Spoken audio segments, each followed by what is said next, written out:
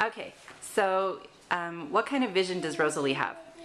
Before we come in, Rosalie has almost no vision. She could see only the light of the sun, and if she was in a dark room, she can see a little bit across the window.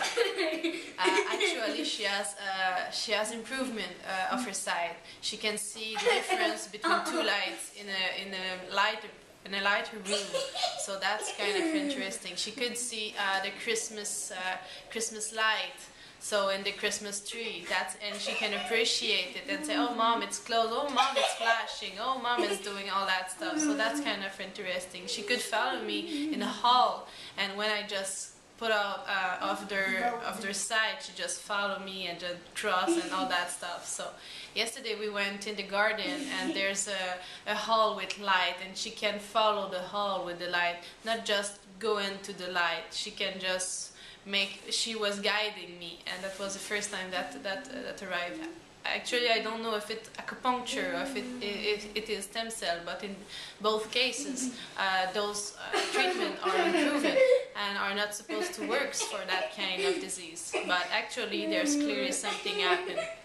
And Rosalie has optic nerve hypoplasia and SOD. Yeah, she has SOD. So in our country there is no treatment. So we're from Canada, and they just say you just have to follow life like it is, and there's no treatment for that kind of disease. Exactly, nothing. Nothing. How many treatments has she had, and what kind of treatments? Stem cells? Okay, she has 8 injections of stem cell. So she has 2 retrobulbar, 2 lumbar function, and then for IV she got a 6 intramuscular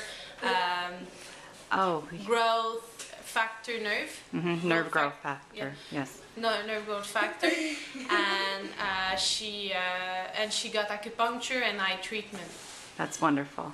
And how do you feel about what's happened? I'm really happy. In the first sight, I was like, oh, maybe it's not possible. Maybe it's just me that I make idea that day, because we're so happy and we don't expect it that it's we believe that it's possible. We believe that there's something in that case. That's why we're here.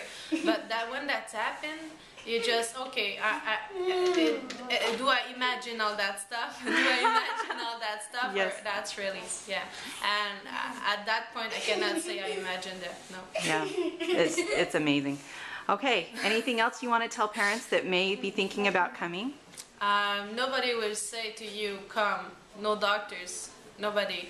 But when you they don't have proof that it doesn't work, they don't have proof that it works, but just talk with other parents, and that make the treatments, and I think most of them will say to you, go through and hope that it will work for you. Yeah.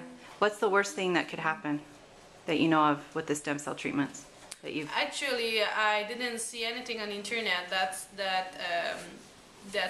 for people who just went here, so I didn't see any bad effect.